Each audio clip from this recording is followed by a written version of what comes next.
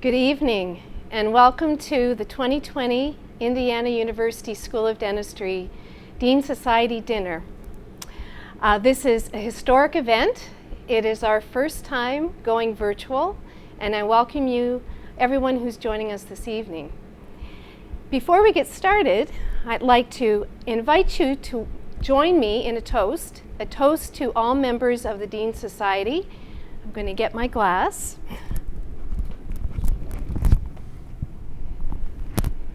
And cheers to our Dean Society members. Thank you for your wonderful generosity and support of the school. And we toast you and toast to your health and happiness.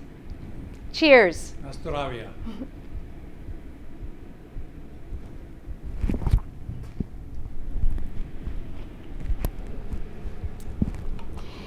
So as I said, today is an historic event. We'd love to be actually joining you in person, having a lovely meal, socializing, talking with each other. This year, not possible, but we're going to do our best, and we hope that next year we'll once again be able to come together in person to enjoy each other's company and a nice meal. As we reflect back on past events, we see many familiar faces here in these pictures.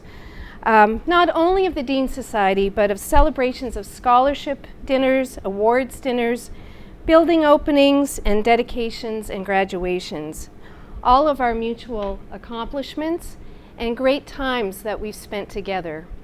And today's event is really fully intended just to give thanks to all of you and all that you've done to help IU School of Dentistry. We've had some wonderful times together. Because of you, we have just closed on one of the most successful capital campaigns in the history of IU and of the School of Dentistry. And we've exceeded our goal even with the past 9 months during a pandemic. Congratulations are in order for John Hoffman, Melissa Evans, Pepe Parsi, Leslie Flowers, Terry Wilson, Abby Morgan, our entire development team. And with a very special welcome to and thank you to Emeritus Dean Williams and Lucy Williams for your leadership and your contributions to the school. Your partnerships were crucial to the success of this campaign. And I know that you're here joining us this evening. I didn't see your faces, but we know that you're there.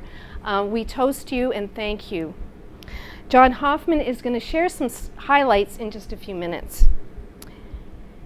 Because of you, we completed important and impactful capital projects, including renovations in our graduate clinics, including the Graduate Endodontics Clinic within the new Fritts Clinical Center. Because of you, we have state-of-the-art preclinical simulation laboratory, the IDA Preclinical Laboratory, a tangible symbol of the wonderful relationship and support we have with the Indiana Dental Association and its members, and our entire dental practice community here in Indiana. This facility allows us to provide the best training in core and advanced clinical dentistry techniques, and also is a great recruiting tool so that we recruit the best and brightest students to IU School of Dentistry. 2 years ago, we opened our beautiful Fritts Clinical Center. Most of you probably attended the opening and building dedication. What still makes me emotional when I walk through the clinic is to see the names on all of those operatories and on the conference rooms and on our main street. So many of you made gifts to support the education of the future of dentistry in Indiana. We are all well equipped for the future, whatever it holds, even a pandemic. I think of commitment, community, and legacy when I walk through the Fritts. Main Street in the Fritts, we see the beautiful artwork, the falling leaves. This space has placed us on the map here at IU and at IUPUI. This past February, we hosted the IU Foundation Board for their meeting. their reception, and they were wowed by our facility and by our students who gave them tours through the building. The space was really transformed to entertain. You'd hardly recognize it, but what a wonderful treasure and asset that we have. We have a presence on the IUPUI campus that is second to none.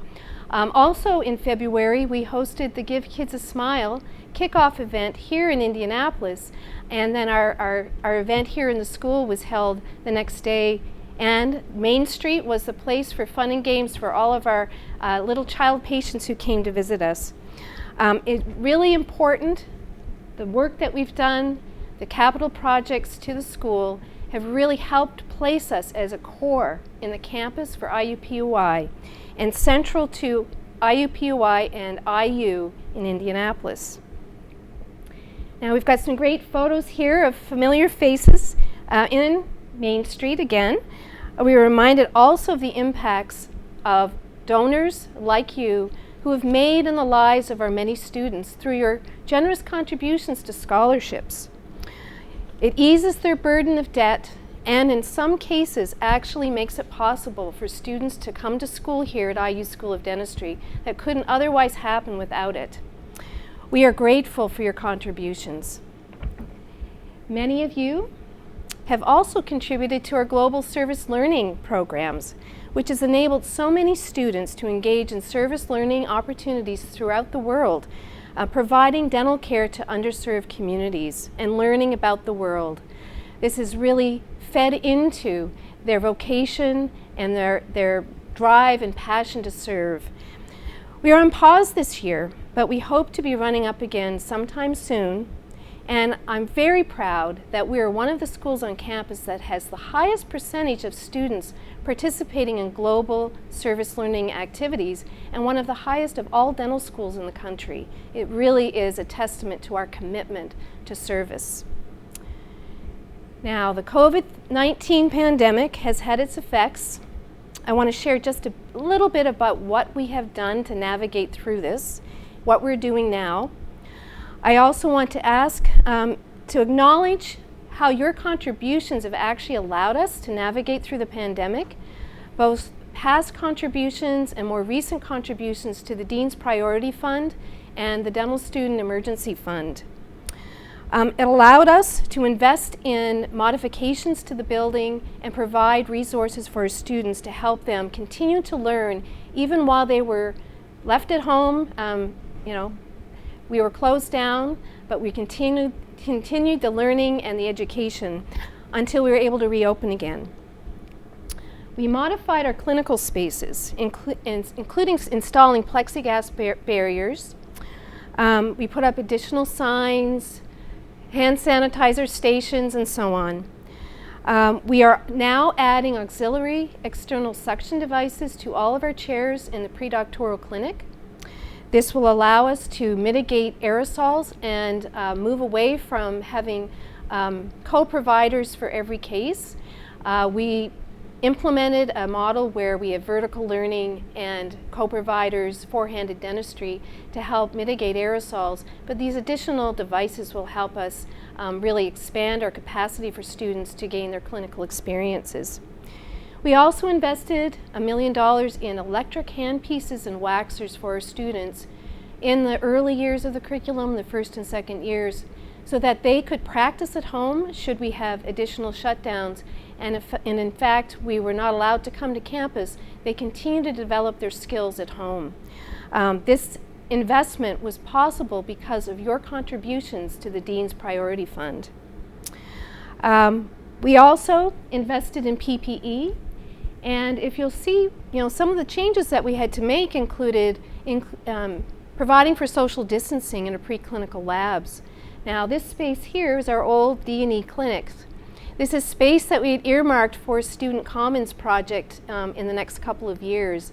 That's on hold. The university has paused all renovation projects for the time being, but we're grateful that we have this space. The space is available to us because the Fritts Clinical Center was built, and we were able to expand our preclinical activities into the space to again help move our education along without interruption. We also quickly modified how we provide care in the clinics, adding additional infection control practices and modified PPE, and did our own N95 mask fit testing here in the school. Proud to say that our staff, Ken Burgess, has also done fit testing for other campuses throughout the state because of the capabilities we had, again, because of contributions from our donors to the Dean's Priority Fund to help us absorb those costs. And we see here the library was put into work to provide fit testing space and get everybody ramped up to speed very quickly. From March through the end of June, we continue to provide care for patients with dental emergencies only, treating over 2,000 patients at the time. Many of our society members who joined us here today are members of the Comp Care faculty, graduate endodontics faculty, oral surgery faculty, and staff who volunteered to provide care for patients with dental emergencies alongside some of our residents. And again, we met the needs of people who couldn't get care anywhere else. This was made possible because of the wonderful investment in the Fritts Clinical Center and the other materials that we had available, resources to provide care for our community. So we're now running our clinics at about 70% capacity, but we're not out of the woods yet. Our budget was significantly impacted, a base budget cut of about 10%, and largely this was due to a reduction in our clinical revenues projected at about 50% for the coming year. We also saw increased cost of PPE, as well as the cost of those other modifications we put in place. The university paused all renovation, and we're waiting and planning for the time we can start that up again. So we'll talk about the future. We are preparing for the future, whatever that is, in the next 12 months, and at the same time looking ahead, looking beyond this short period in time that is a bit of an anomaly, and looking to where we will once again be able to advance in the direction that we had originally thought we were going to do. We are going to complete several phase 2 building projects. First on the docket are renovations in our oral surgery clinic to support our oral surgery resident training and predoctoral education programs. We're also committed to our plans for renovations to our graduate orthodontics clinic in the future. That student common space, which is really a project that's near and dear to my heart, is on pause right now, and we're actually lucky that we didn't start the renovation because that space is available to support a preclinical education. But in the future, we will once again look towards building that space for our students, a multi-purpose space to support student learning and collaboration, as well as special projects that will emerge in the future, including initiatives to support special care dentistry and other special projects. So I am now going to hand it off to John. Our Assistant Dean for Development, John Hoffman, is now going to take over and share the good news about our campaign. Thank you. Good evening. Thank you for joining us. I'd be remiss if I didn't tell you that typically when we gather for this event is by far my favorite event of the year. The camaraderie, the companionship that is shared at that event it creates an incredible dynamic. So unfortunately, we're unable to do that, but at least we have this as a vehicle to do so. And I want to share with you a little bit about the success of our capital campaign, which was under the name of, for the entire university, the For All Indiana University Bicentennial Campaign. It kicked off, counting for this campaign started in April of 2013. And the campaign has most recently ended in September of this year, September 30th. It was actually due to finish June 30th, but the university, because of the pandemic, extended the deadline for a few more months. And our goal at the time, when the campaign started, was to generate $40 million combined private philanthropy along with non-governmental grants from our OHRI program. And I'm pleased to announce, and if Caroline will hit the button here, that the final total for this campaign was $42,783,135, and just an incredible accomplishment, almost 107% of the actual original $40 million goal. What a team effort, an incredible team effort. Carol Ann inherited the last fiscal year of this campaign, and during a very, very difficult period of time during the pandemic. Priorities changed, people's ability to give obviously changed, but what an incredible result. And I have a lot of people to thank, and she's mentioned so many of them already, particularly the staff I work with. Amazing how through not being able to physically see each other very often, if at all, we've maintained momentum in our development program through correspondence in so many other ways, email, text messaging, phone calls. So I'd be remiss if I didn't acknowledge Melissa Evans, Leslie Flowers, Pepe Parsi, Karen Jones, our director of our Alumni Association, Terry Wilson, Abby Morgan, as well as all of our faculty leadership, particularly in our graduate programs, who did an incredible job of engaging their graduates in supporting their graduate programs. Something I want to point out is we talk about the new building a lot, and we talk about raising almost $9 million for the new building, an incredible accomplishment.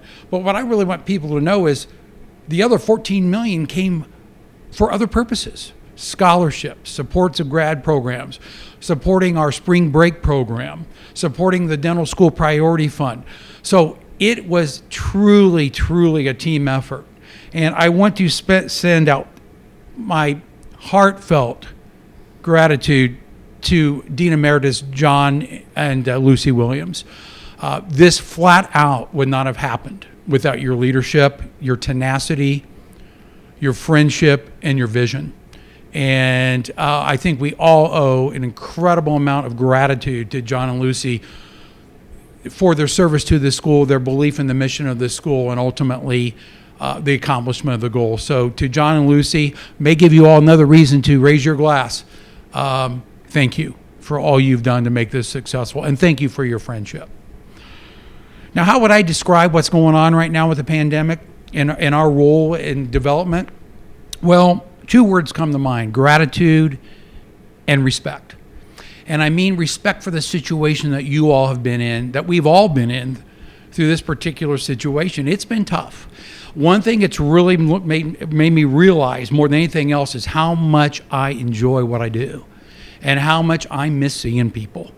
To not have alumni weekend, to not have a Dean Society dinner, to not have a scholarship dinner next month, to all the ways that we gather, going out to dental societies and talking and promoting and talking about our priorities and asking for your support. All those things are just cannot be replaced, the personal contact. And to kind of summarize the emotional challenges of this from a development standpoint and my personal experience with this, I want to go back to May 26th of this year. I got a call from someone at the IU Foundation saying there has been a gift made to our graduate endodontic program, a stock gift, and we are not sending paper acknowledgments, but we'd like to acknowledge this particular donor by email, but we don't have their email on file.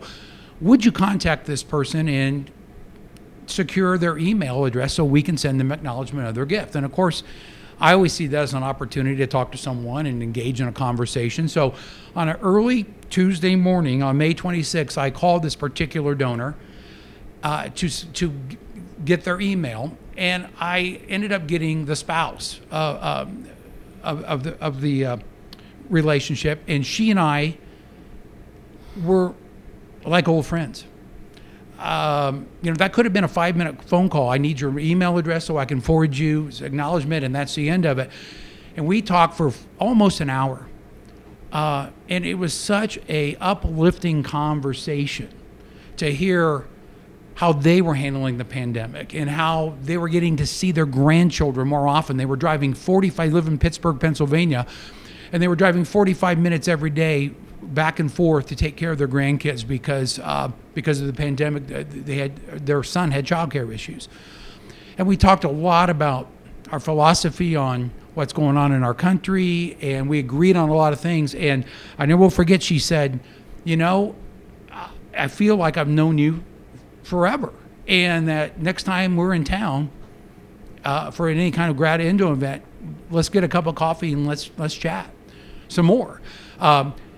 Even more so in the fact that she reiterated the quality of the educational experience her husband had in our grad endo program compared to where he did his pre-doctoral education.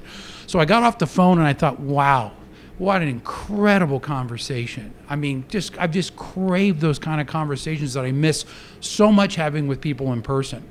And I no more hung up the phone feeling great about the conversation. Then I checked my email and I learned of the timely loss of Lloyd Hagedorn, Dr. Lloyd Hagedorn, who chaired our campaign for our building. And I learned of his untimely death almost simultaneously after this conversation. So I went from here to here in regards to an emotional pendulum. And we've lost some incredible people during this period. And I bring these people to your attention simply because they were Dean Society members, but they were true champions of this school. Dr. Charles Pritchett, Dr. Fred Spooth, Dr. Phil Kahn. And we miss them, and certainly Dean Murdoch Kinch and I would like to, again, extend our condolences to those families again, as well as anyone who's dealt with similar situations during this pandemic. I cannot tell you how much we will miss those folks. But the gratitude that I have for your continued support and the respect I have for your continued support is beyond words. All I can really tell you is that, I've been very respectful. Melissa, the dean, all of our development staff have tried to be really respectful of the situation you're in. I'm not assuming anything about your practice or what's going on with your practice or your ability to have your patients return to your practice. It's different for everybody. I mean, I've had enough correspondence in talking to people to know it is different. Some people are back at it more than ever. Others challenged by the pandemic still. But I think what I've really learned is not only do we respect you, but you respect us. And it's very obvious with your continued giving. And I would just ask you to consider, as always, those of you who have not made a gift this fiscal year to this point, you will be receiving at the end of the calendar year a very nice mailing with, I think, a very, very appropriate message about supporting our dental school priority fund. Many the reasons are what Dean Murdoch Kinch already alluded to: budgetary cuts and use of those funds to help maintain the integrity of our educational program here at the school. And I would just ask graciously and respectfully for you to continue your support of the school. And I feel good about asking that because I know you'll respond accordingly. So in closing, thank you for all that you do for this school and all you continue to do for this school. And I'm so appreciative, and I know the Dean, Murdoch Kinch, is as well. And we will continue to move forward with providing a first-class education for our students and a first-class learning environment for our faculty as well. And with that, I will turn it back to the Dean for some closing comments and one more agenda item. Thank you. Thank you so much, John, for your remarks and your passion and your commitment to the school and your leadership. Again, I want to echo what you've said, our thanks and tremendous gratitude to Dean John Williams, Lucy Williams, and all the members of the Dean Society for what you've accomplished, what we've accomplished together. So we have one more agenda item before we close, and that is the handing of the gavel for the president of the Indiana University School of Dentistry Alumni Association from our current president to our new president. Good evening. My name is Dr. Amy Gerardo, and although it's been an unusual year, I have really enjoyed serving as your IU School of Dentistry Alumni Association Board President. It gives me great pleasure to introduce our new president, Dr. Marty Sekeli. Congratulations, Marty. Oh, good throw, Amy. Thank you again for the wonderful year you've given us as an IU Alumni Dental Association president. You've done a wonderful job, and for that, you get a reward. You get a plaque, which is coming in the mail, and you also get a gift from the Alumni Association, an appreciation for all the things you've done for us. So again, thank you, Amy. It's been a good year other than the coronavirus. Thank you. All right, and in close, I want to thank you, thank you, thank you from the bottom of my heart for all of your support, and wish you all health, happiness, stay well, and we're proud to unveil our plaque that shows all the names of our members of our Dean Society for 2020. Have a good evening, and we look forward to seeing you again in person very soon. Good night. Thank you.